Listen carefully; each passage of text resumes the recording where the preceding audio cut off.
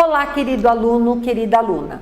Novamente aqui, estamos com a nossa disciplina Alfabetização e Letramento e desta vez vamos estudar no capítulo 4 reflexões sobre a sua prática pedagógica. Algumas noções de práticas, de recursos, de instrumentos que podem facilitar o nosso dia a dia em sala de aula. A pedagogia da alfabetização e do letramento faz referências aos processos e deve atendê-los como práticas que precisam ser executadas de acordo com o desenvolvimento e o tempo de cada aluno. Esses processos são contínuos e ocorrem de acordo com a estimulação e oralidade, desde cedo. Como, por exemplo, um bebê. Assim que nasce, ele ouve a mãe, o pai, os familiares ou qualquer um que esteja em seu contexto social. A partir daí, já se inicia uma aprendizagem oral, primeiramente. Basicamente, os indivíduos estão em contato com esta oralidade desde o ventre da mãe, sendo estimulado ao processo de aquisição da linguagem, seja por meio de conversas, cantigas ou histórias. Através desses estímulos, começam a perceber as coisas à sua volta. E a supressão ou o suprimento das suas necessidades básicas. Esse vínculo afetivo existe como base para que, ao nascer, crescer e ingressar na educação infantil, a criança já esteja provocada e instigada ao processo de alfabetização e letramento.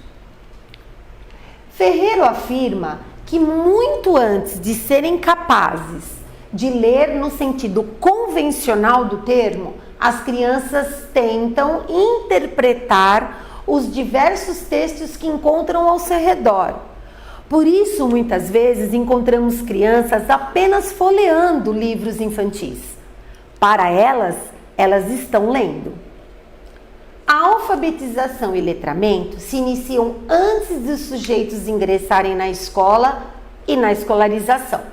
Inicia-se quando o indivíduo é inserido na sociedade em que vive e tem que interpretar as representações no seu cotidiano. Livros, folders, anúncios, internets, entre outros. A alfabetização é a capacidade que um sujeito desenvolve de ler e escrever de maneira coerente, reconhecendo fonemas e grafemas apresentados em um determinado texto. Alfabetizar é oferecer condições para que a leitura e a escrita sejam desenvolvidas nesse sujeito com aptidão para executá-las posteriormente. Já o processo de letramento está relacionado com a prática da leitura e da escrita no contexto social, como já estudamos. Embora tenham suas especificidades, caminham juntas, lado a lado. E nesse sentido, ser letrado é fazer uso da leitura e da escrita. É ler e escrever, mas saber interpretar a sua ação. Apesar de apontamentos teóricos apresentarem a importância de se romper o ensino conservador e tradicional em sala de aula, há ainda docentes que são fortemente influenciados pelo processo de fragmentação do todo e, por consequência, as escolas repartiram o conhecimento em duas áreas: as áreas em cursos, os cursos em disciplinas e as disciplinas em especificidades. Isso é o que diz Behrens no livro dele em 1999. O ensino é mecânico. O aluno precisa ler, decorar e repetir o que lhe é transmitido. É importante observar que esse pensamento fragmentado da ação docente perpassa todos os níveis de educação. Desde a educação básica até o ensino superior, os alunos são formados para reproduzirem conhecimento. Por tudo que já estudamos, esta é uma versão bem tradicional da aprendizagem. Segundo Freire, em 96, o professor formador, para o professor formador, o momento mais significativo em sua experiência é o da reflexão sobre a prática aplicada, pois pensando e repensando a prática atual e a mais antiga é que se pode transformar a próxima prática. Cabe ao professor alfabetizador aprimorar cada vez mais o seu trabalho cotidiano, usar da reflexão das experiências vividas e do que ainda poderá intervir para que a aprendizagem ocorra. A observação é um instrumento que possibilita este planejamento e esta intervenção. O professor, depois daquela sondagem que podemos fazer no início do ano letivo, é imprescindível que ele tenha na observação o seu principal instrumento pedagógico. Ao observar as interações dos seus alunos, ao observar as formas de comportamento dos seus alunos, é que ele poderá intervir e assim planejar novas práticas para as próximas aulas e conteúdos. Nos momentos de planejamento e de intervenção na sala de aula, deve-se utilizar as atividades lúdicas e, com isso, se objetiva contribuir com a aprendizagem da leitura e da escrita, usando jogos, identificando as dificuldades das crianças no ler e escrever e colaborando com o desenvolvimento da língua portuguesa. É dessa forma que se inicia um trabalho de produção de texto, a partir do interesse dos alunos, da sua criatividade, com o objetivo de levá-los à apropriação da língua e a sua função de comunicação na sociedade. Agradeço a sua atenção e até a próxima. Olá, sejam bem-vindos novamente à nossa aula. Hoje vamos conversar sobre a organização do ambiente alfabetizador e de letramento e o sistema avaliativo na educação básica. Um ambiente alfabetizador foi também estudado muito por Emília Ferreiro e Ana Teberoski. Segundo Teberoski, é aquele que contém uma cultura letrada, com livros, textos digitais ou em papel, escritos ou impressos, que circulam entre os alunos, de fácil acesso para os alunos. Usamos esses escritos a todo momento e são eles que possibilitam a alfabetização. A expressão ambiente alfabetizador se tornou uma referência de aspectos metodológicos em meados de 80. Com a difusão do método construtivista, a interação da criança com esse objeto de conhecimento começou a se integrar às práticas pedagógicas do professor. Dessa forma, o professor é visto como um mediador das experiências de imersão da criança no processo de alfabetização, tendo como estratégia pedagógica principal a organização desse ambiente. Ele deve selecionar materiais de interesse para esses alunos, organizando a exposição e o trabalho com esses materiais em sala de aula, lendo e escrevendo para as crianças. No início da década de 2000, as atividades pedagógicas voltadas ao processo de alfabetização começaram a ser mais valorizadas. O ambiente alfabetizador passa a ser considerado importante, em que a cultura escrita mediadora de toda a prática de alfabetização deve ser construída pelos participantes do contexto escolar. Lembram-se dos textos coletivos? Exatamente, é um exemplo disto. O ambiente alfabetizador deve ser organizado de forma que se constitua uma ferramenta de aprendizagem e que inclua diversos gêneros textuais, os quais devem estar totalmente acessíveis aos alunos e permitir uma interação com eles. Na visão do método construtivista, o ambiente alfabetizador é defendido pela ideia de que não há como interagir com uma criança e integrá-la à leitura e escrita separando o ambiente material do ambiente social. O professor pode exercer a função de escriba para os alunos, registrando o texto no quadro negro, pois ao ditar para ele, a criança imediatamente faz relação à leitura e à escrita. Diferenciando, exatamente neste momento em que o aluno dita e o professor escreve, é que ocorre essa associação. Em seguida, ainda o professor pode complementar este trabalho acompanhando a leitura junto com as crianças, com o dedo, com uma régua, e assim a criança vai automaticamente associar o som à escrita. A criança vê o seu texto e as suas ideias se concretizarem no texto. Além do texto coletivo, também pode-se trabalhar com listas temáticas, onde o professor dá um tema para a sala e cada aluno diz alguma palavra que se referencia a este tema, mais ou menos como o método Paulo Freire com as palavras geradoras. A localização dos materiais neste ambiente alfabetizador é de extrema importância para que a alfabetização ocorra. Eles devem ser de fácil acesso para a criança, para que ela possa manuseá-lo a hora que ela quiser.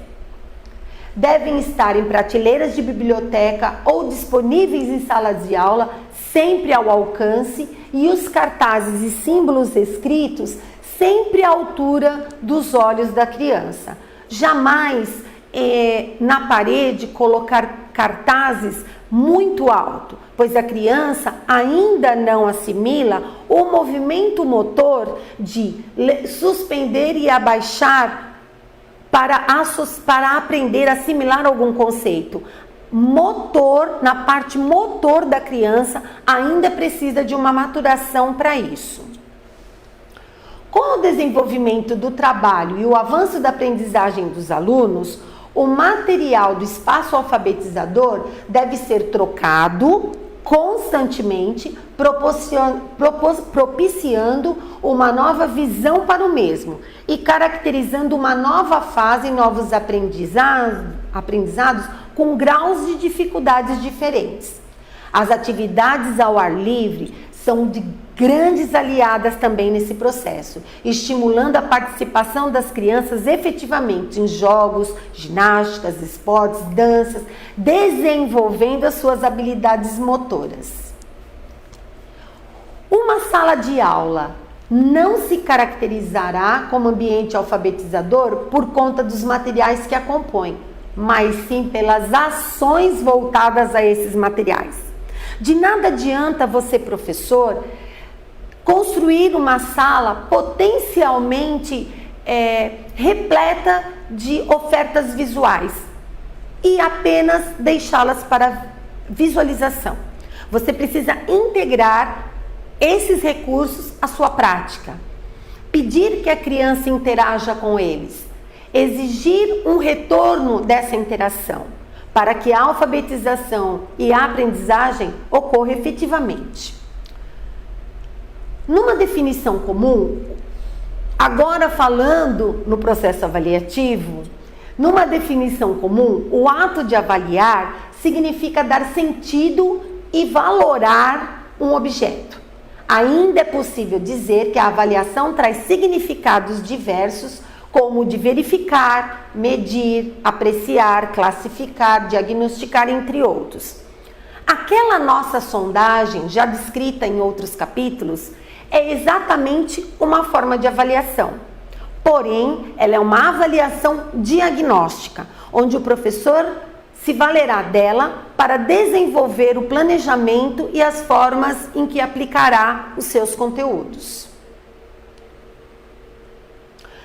Além dos instrumentos avaliativos que já temos, que já conhecemos, como as provas, tanto as bimestrais como as trazidas de órgãos públicos em esferas maiores, temos outras, como o portfólio, é um exemplo claro e muito prático na educação infantil.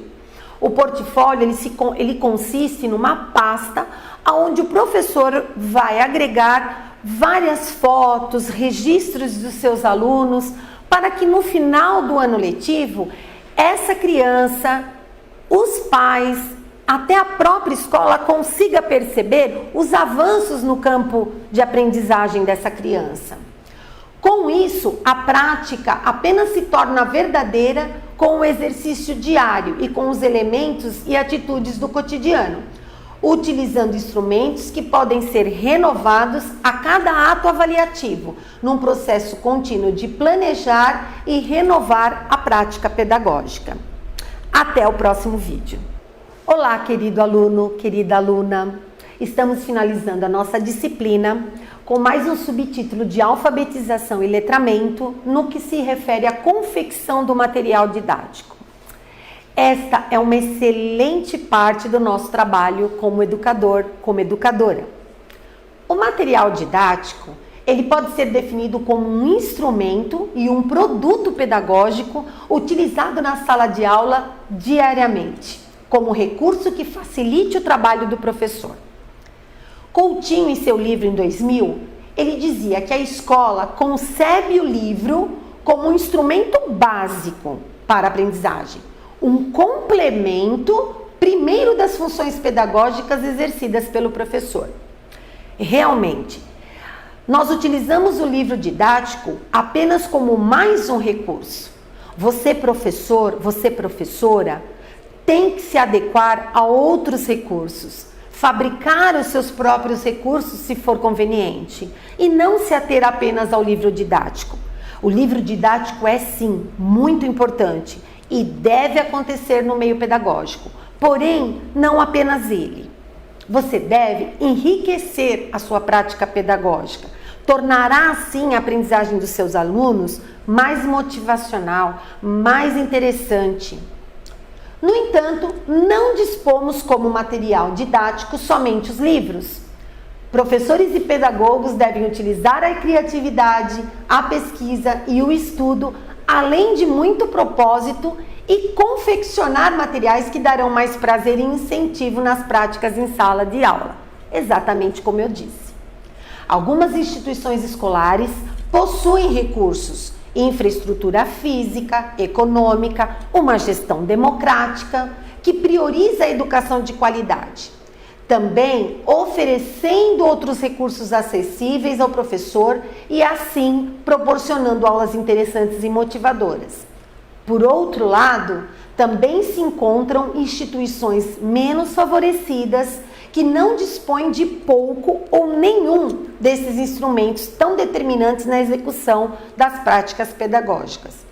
Nem por isso o professor deve acomodar-se e não interessar-se por essas dificuldades. A escolha desta profissão, professor e professora, requer criatividade, autonomia e determinação para que busque soluções para estas e outras dificuldades, que com certeza não serão poucas. As principais sugestões que eu trago aqui para o trabalho da alfabetização e letramento na primeira infância, educação infantil e ensino fundamental 1, são o alfabeto móvel, o alfabetário e silabário, os jogos educativos e a caixa da psicomotricidade. Não que o ensino fundamental 2 ou médio não necessite de recursos concretos. Necessitam sim. Porém, pode-se colocar esses instrumentos, esses recursos de uma forma mais na área tecnológica, porque os nossos adolescentes dominam bastante essa área. No caso nosso, da educação infantil e do ensino fundamental, que é a área que abrange a alfabetização e o letramento, esses recursos que aqui mencionei são de grande importância. E caso a sua instituição de trabalho não as contenha, são fáceis de ser produzidas, com materiais de fácil encontro em livrarias ou até mesmo de material reciclado. Inclusive, sendo construído com a própria criança. É extremamente motivacional. As crianças adoram ajudar a você, professor ou professora, a construir o material em que vão usar em sua sala de aula no seu dia a dia. O alfabeto móvel consiste em letras de plástico, de EVA, como eu já disse, que vão montando, as crianças vão montando palavrinhas a partir de um modelo primeiramente, e depois a partir da sua construção mental, e assim vão se apropriando da leitura e da escrita, porque depois de montadas elas podem registrar em uma folha. O alfabetário e o silabário são cartazes compostos de todas as letras ou de todas as famílias silábicas que existem e que podem ser afixadas sempre com aquele olhar do professor na altura da criança, para que ela tenha fácil acesso. Os jogos pedagógicos e lúdicos são jogos encontrados em madeira, em EVA, onde a criança junta desenhos e sílabas para formar as palavras, ou mesmo confeccionados através de impressos de material reciclado, como papelão, como tampinhas, e que mais à frente vou dar um exemplo prático disso. E por fim, a caixa de psicomotricidade, essencial desde a educação infantil. São caixas, qualquer material, com uma areia dentro. E a criança irá reproduzir alguns símbolos com o dedo para que ela sinta na prática, que ela sinta no concreto como é a organização daquele símbolo e assim ela vai internalizar a organização mental. Enfim, o que deve ser levado em consideração é que esses processos dentro da escolarização devem ser prazerosos e estimuladores para incentivar o lúdico e instigar a curiosidade e a inteligência. Aqui temos algumas referências, mais alguns vídeos e um livro para vocês lerem e se aprofundarem aos estudos. E desejo a todos bons estudos. Procurem acessar todos os fóruns, todos os exercícios e uma boa avaliação final. Obrigada.